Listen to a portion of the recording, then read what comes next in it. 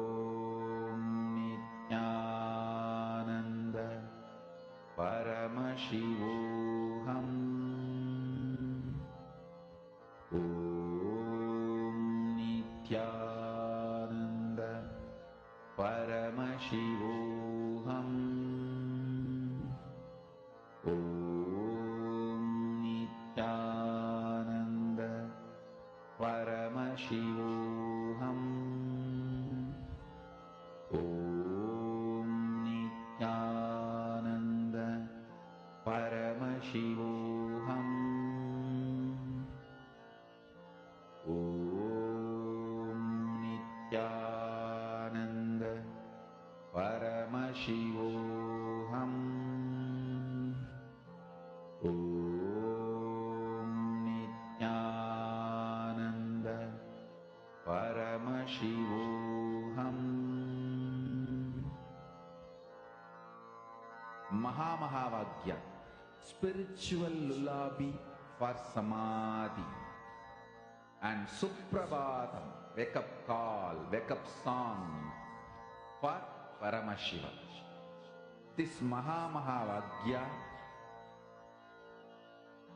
is spiritual lullaby for you to fall into samadhi. Suprabhatam, wake up song for Paramashiva to wake up in you. Just remember this one powerful cognition. This Mahā puts me in samadhi. This is spiritual lullaby for samadhi, and Suprabhatam, wake up song for Paramashiva in me, for Paramashiva to manifest. With this one spiritual powerful cognition, chant this Mahā.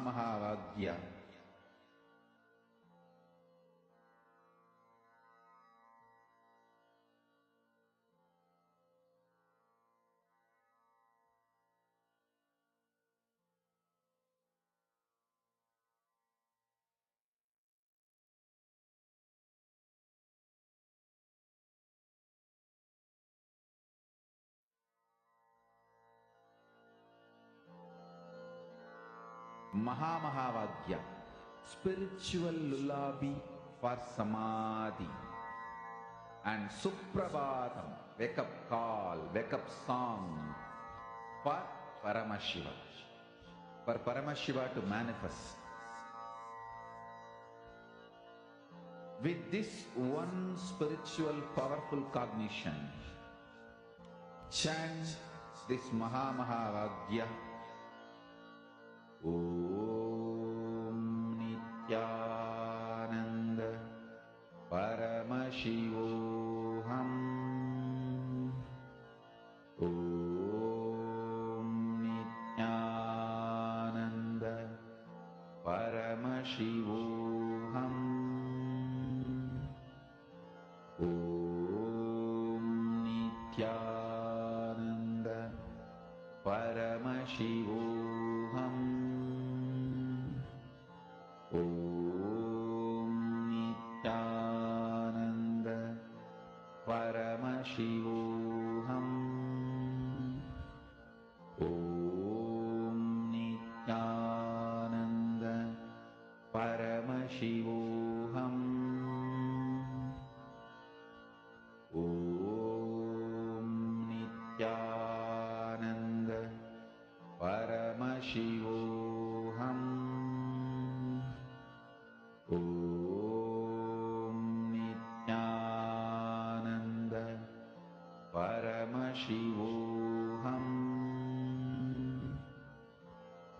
Om Nityananda Paramashivoham.